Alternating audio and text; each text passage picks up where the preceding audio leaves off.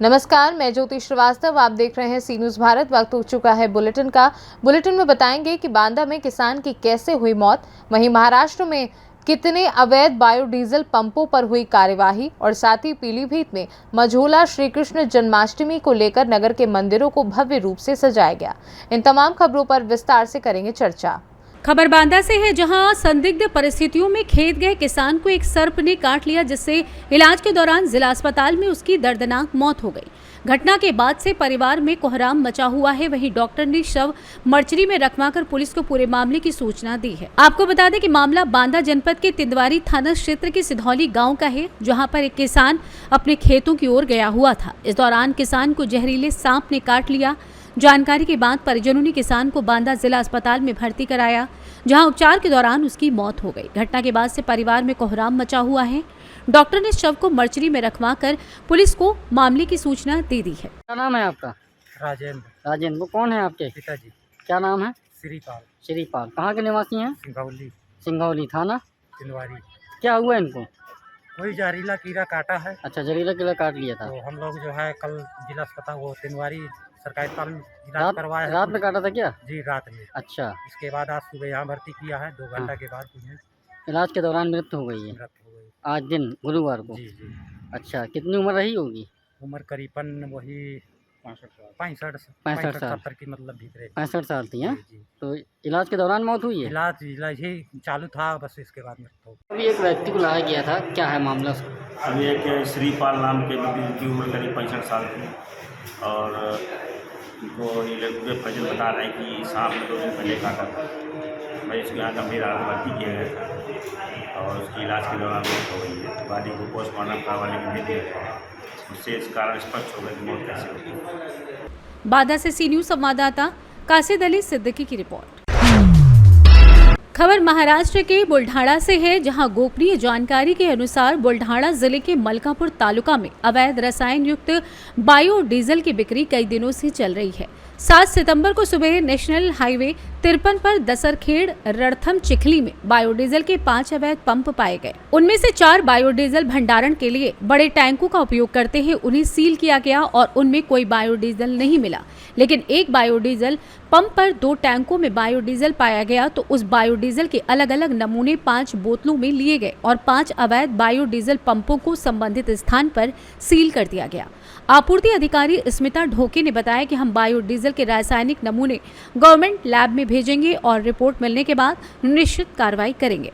पहले भी ऐसे दिखावे जैसी कार्रवाई की गई, लेकिन उक्त बायोडीजल साइटों के मालिकों के खिलाफ कोई कार्रवाई नहीं की गई और बायोडीजल पंप को वहां से पूर्णतः नहीं हटाने के कारण कुछ ही दिनों में फिर से कारोबार शुरू हो गया। हालांकि पर्यावरण के लिए इस संबंध में ठोस कदम उठाना जरूरी है।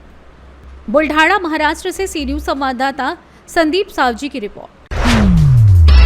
खबर देवरिया से है, जहां राजस्थान चुनाव को लेकर एक तरफ जहां सभी पार्टी अपनी अपनी जीत की दावेदारी करने में लगी हुई है, तो वहीं दूसरी तरफ देवरिया जनपद के रामपुर कारखाना विधानसभा क्षेत्र से भाजपा विधायक सुरेंद्र चौरसिया, जो कि राजस्थान कामा विधानसभा के प्रभारी बनाए गए थे, जहां से प्रचार कर लौटने के बाद उन्होंने जनसुनवाई के दौरान बताया कि इस बार बीजेपी 3/3 बहुमत से जीत हासिल करने राजस्थान जा रही है और पार्टी के सभी कार्यकर्ता व जनप्रतिनिधि चुनाव प्रचार प्रसार में वहां जुटे हुए हैं और ये एक ऐतिहासिक जीत होगी भारतीय जनता पार्टी के लिए। आइए जानते हैं कि विधायक सुरेंद्र चौरसिया ने क्या कुछ कहा। पूरे राजस्थान में इस बार परिवर्तन की लहर चल रही है और भारतीय जनता पार्टी वहाँ 2/3 से ज़्यादा सीटें जीतकर पूर्ण बहुमत की सरकार बनाने जा रही है।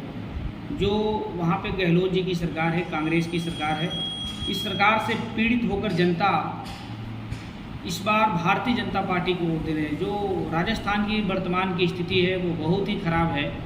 मैं जहाँ का प्रवासी बना के भेजा गया था वो कामा विधानसभा थी और कामा विधानसभा एक ऐसा विधानसभा है जहाँ पूरे देश भर की जो ठगी की जाती है वो ठगी का केंद्र है, जिसकी संरक्षणदाता वहाँ के वर्तमान जो विधायक है, कांग्रेसी मंत्री है। इस तरह से कहा जाए तो पूरे वहाँ जब मैं गया तो वहाँ के लोगों के अंदर जो भाव थे कि कोई ऐसा दिन नहीं था जिस दिन दूसरे स्टेट की पुलिस कामा में नहीं जाती है। ऐसे सड़क, बिजली, तमाम ऐसी समस्याएं थी। शिक्षा की जो बदतर स्थिति है कि विद्यालयों में पढ़ने के लिए विद्यालय नहीं है, आवास नहीं है, अध्यापक नहीं है, फर्नीचर नहीं है। सुविधाओं का बेहद अभाव है, जिसकी वजह से जनता यानी कि माना जाए कि केंद्र सरकार की सभी मतलब जो भी सुविधाएं दी जा रही हैं वहाँ तक पहुँच नहीं पा रही हैं राजस्थान में। केंद्र की योजनाओं को तो जमीन पे उतर नहीं पा रही है, जो प्रदेश सरकार की योजनाएं हैं वो भी भ्रष्टाचार की भेंट चढ़ जा रही है।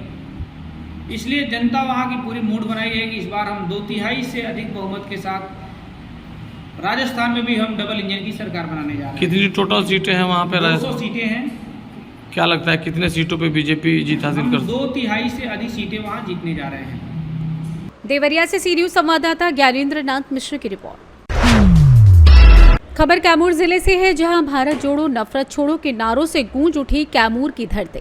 बता दें कि कैमूर जिला कांग्रेस पार्टी अध्यक्ष कुशवाहा से मिली जानकारी के मुताबिक अखिल भारतीय कांग्रेस कमेटी की राष्ट्रीय महासचिव केसीबेन गोपाल के निर्देशन पर बिहार के प्रदेश अध्यक्ष व सांसद डॉक्टर अखिलेश कुमार सिंह के आदेशानुसार जिला कांग्रेस कमेटी कैमूर के तत्वाधान में पदयात्रा कार्यक्रम का आयोजन किया गया, जिसका नेतृत्व कांग्रेस कमेटी के जिला अध्यक्ष सुनील कुशवाहा ने किया। कार्यक्रम के मुख्य अतिथि भारत जोड़ो यात्रा के महानायक नेता राहुल गांधी के भारत जोड़ो यात्रा का आज 1 वर्ष पूरा हुआ। इस उपलक्ष्य में पूरे देश में पदयात्रा कार्यक्रम हुआ। इस अवसर पर कैमूर जिले के कांग्रेस कार्यकर्ताओं के द्वारा जिला मुख्यालय शहीद भवन से पटेल चौक, एकता चौक तक पदयात्रा निकाली गई। सोनिया गांधी जिंदाबाद, खड़गे साहब जिंदाबाद, राहुल गांधी जिंदाबाद, मीरा कुमार जिंदाबाद का नारा लगाते हुए विधायक राजेश राम के द्वारा सरदार वल्लभ भाई पटेल, चंद्रशेखर आजाद, राष्ट्रपिता महात्मा गांधी की मूर्ति पर फूलमाला समर्पित किया गया। मौके पर राधेश्याम कुशवाहा, श्रवण तिवारी, आलोक रावत, शायद निहाल अहमद, सूचित पांडे सहित सैकड़ों कार्यकर्ता शामिल रहे।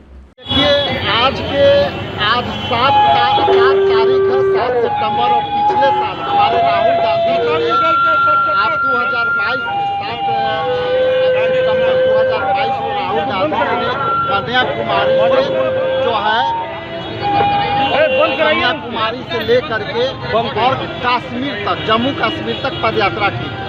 पदयात्रा में था कि भारत जोड़ो जो है, नफरत छोड़ो भारत जोड़ो, और मोहब्बत के, नफरत के दुकान में जो है मोहब्बत जो है हम लोग बेचने के लिए आए।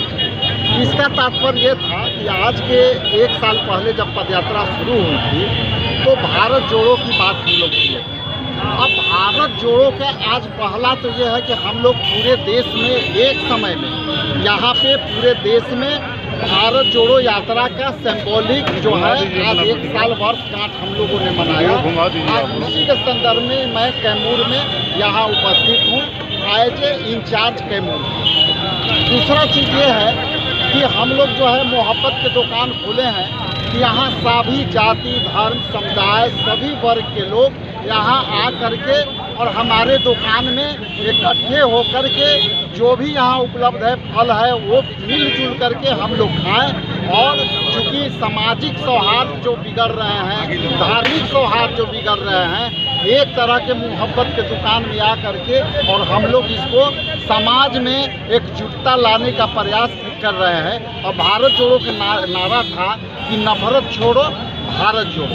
अब भारत जोड़ने के कई लोग ये सवाल करते हैं कि भारत तो टूटा नहीं तो फिर आप भारत जोड़ो यात्रा कैसे कर रहे हैं। तो मैं सीधे तौर पर एक चुनौती देता हूँ कि जिस तरह से संविधान में किसान बिल का जब अब लोकसभा में सरकार का बहुमत की सरकार चल रहा है तो कोई भी बिना विपक्ष के डिबेट का, बिना विपक्ष के कोई जो है राय शुमारी का आप लोकसभा में ऑर्डिनेंस के थ्रू, ऑर्डिनेंस तब आती है लोकसभा में जब आपातकाल की स्थिति आ गई। तो जिस तरह से भारत में जो है किसानों का बिल को पारित किया गया रात में ऑर्डिनेंस के थ्रू, तो कहने का मतलब है कि सब संविधान नहीं रहेगा तो भारत कैसे जुटेगा।